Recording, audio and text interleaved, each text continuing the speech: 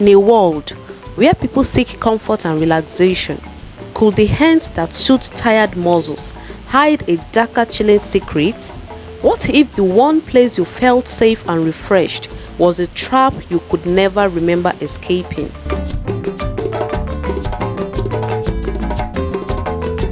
Ayo's massage heaven was the crown jewel of relaxation in the city.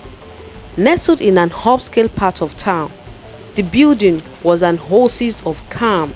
The walls were painted a serene shade of white and adorned with abstract art. Soft music played in the background, and the faint smell of eucalyptus and peppermint wafted through the air. It was the ultimate escape from the hustle and bustle of daily life.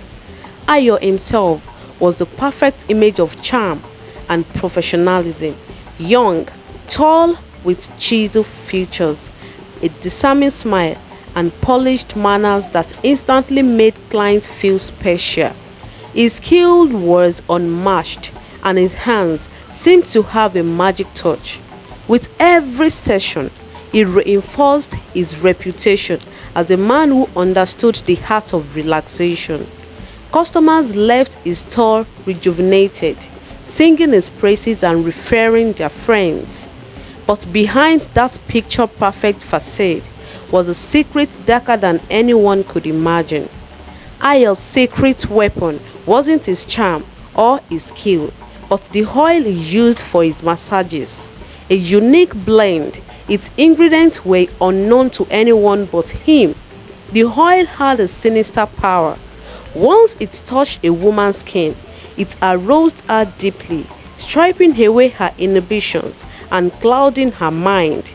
She would fall under Ayo's spell, willingly surrendering to him during the session.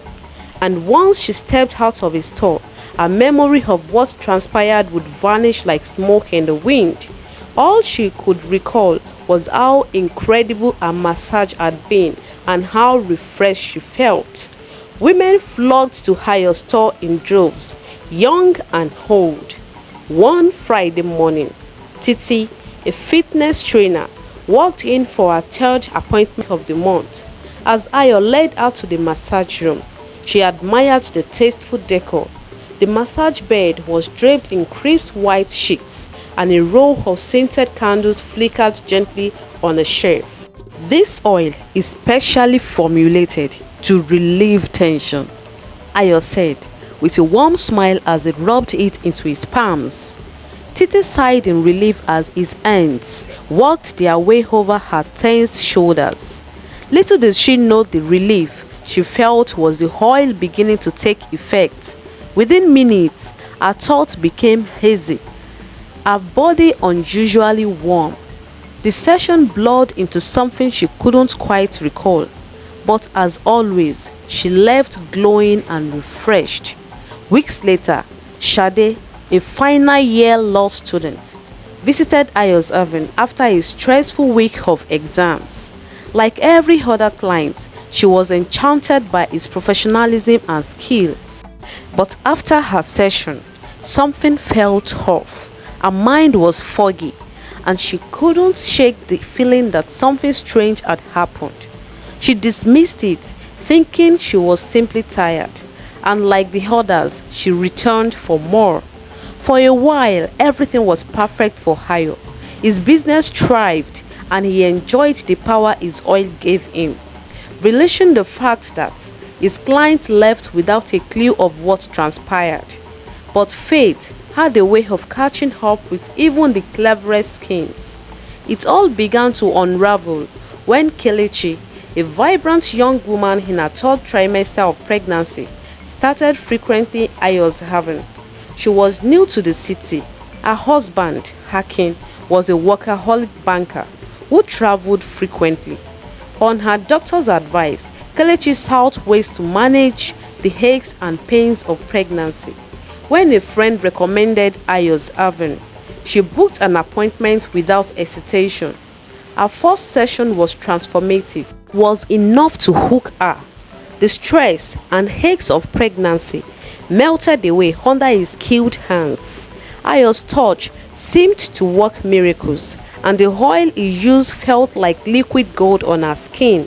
She became a regular client, and each visit left her feeling more dependent on the sessions.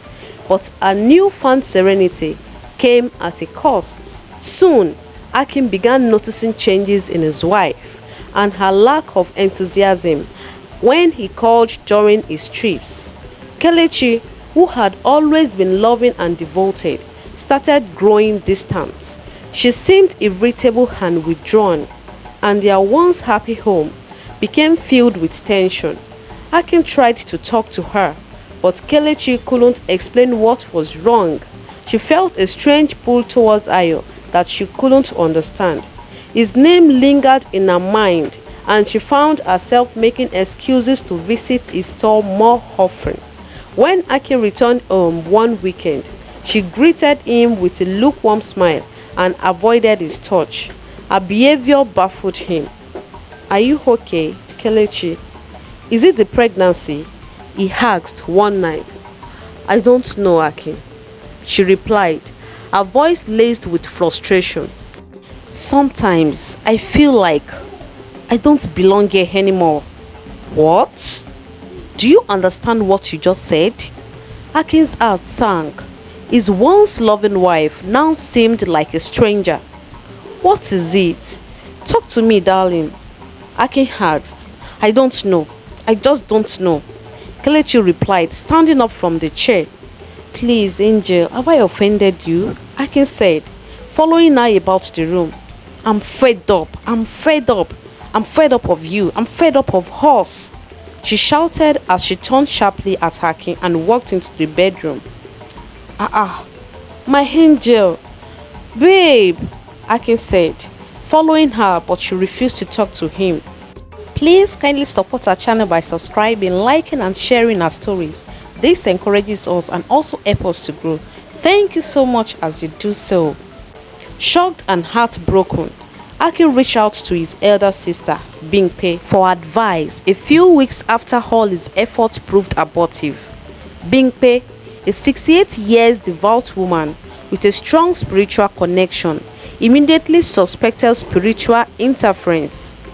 "Something is wrong, Akin. Since you had no misunderstanding before your office trip, then this isn't normal, and I am very sure this is far from pregnancy silly dramas," she said. Bingpe introduced Akin to her pastor, Pastor Femi, a man known for his spiritual discernment. After hearing Akin's story, Pastor Femi agreed to meet with Kelechi. The pastor prayed with her, and during the session, she broke down in tears. Fragmented memories of her sessions with Ayo began to surface. Flashes of moments she couldn't fully piece together, but knew wasn't right. Pastor Femi led the couple in a series of intense prayers, and over time, the fog that clouded Kelechi's mind began to lift. One day, she remembered enough to recount her experiences in detail. The revelation left Akin furious and determined to confront Ayo. But Pastor Femi cautioned against rushing in without a plan. "Let's not act hastily. We need evidence, and we need to expose him, not just for your sake, but for all the other women he has hurt," he said.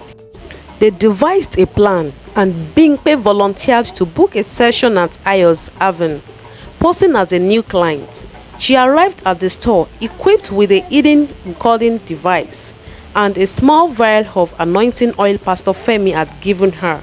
She walked into the store with a calm exterior, but a heart pounding with nerves.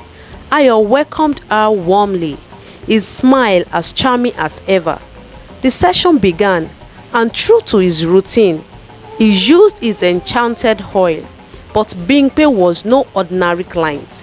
As the oil took effect and her mind began to blur, she silently recited prayers, fighting the power of the spell. Her resolve was strong, and she managed to stay alert enough to record incriminating evidence. During the session, Ayo noticed something odd about Bingpe. She was still very conscious of every activity. He was disturbed and began to self-talk. What's happening? This young woman isn't feeling me, despite my seduction moves. What can I do? She must not leave this place without being captured by my oil. Are you talking to me? Bimpe said, trying to face the man. Ayo was shocked to the bone to realize he had been self-talking. Oh, no, not you, madam. I was just thinking about something, he said, trying to concentrate. All right, I'm enjoying your service. Well done, Bimpe said. Really? Madam, we are through. You can take your leave now, disturbed Ayo said, trying to dismiss her and free himself from whatever Bimpe had done to make him feel uneasy. Wow, so soon? What about my feet? You haven't touched them, Bimpe said, realizing Ayo's tension. I have touched every part, madam. You can take your leave. There are clients waiting for me downstairs, Ayo replied. Okay, I'll come back next week for another mass. Ayo quickly cut in. No, madam, you shouldn't bother coming, please. Really? What do you mean? Oh, I mean, our service here is not meant for sophisticated people like you. I can refer you to better places next time, he said, forcing a smile. Okay, till then, Bimpe said as she walked out of the store with shaky legs but a triumphant spirit. The recording was damning, capturing Ayo's actions and his murmured words about the oil's power. Determined to end Ayo's reign, Pastor Femi and Akin reported him to the police. A team raided Ayo's store, uncovering bottles of the enchanted oil and his journal, which detailed his sordid activities. The journal revealed that he had been using a mix of arts, charms, and incantations to create the oil. The news of Ayo's arrest spread like wildfire, shocking his clients and the community. Women who had visited his store came forward, sharing their own stories and realizing they weren't alone in their experiences. In the end, Ayo's reign of deceit and manipulation came to a dramatic halt. Kelechi and Akin find solace in their faith and love for each other. Their marriage, once on the brink of collapse, grew stronger as they walked through the aftermath. And Ayo, he faced the full weight of justice, and his once thriving business was reduced to a cautionary tale. Sometimes, the hands that promise healing can cause the deepest harm, and in the quest of relaxation, it's worth asking, what lies beneath the surface of a perfect touch? In a world where appearances can be deceiving, vigilance and prayer are key. Hello, thanks for watching. If you enjoyed the story, kindly give it a big thumbs up and do not forget to subscribe if you have not subscribed. And remember to hit the notification bell so you don't miss any of our amazing stories. Also, if you enjoy it, share it. Do not enjoy it alone and leave a comment. Until next time, bye.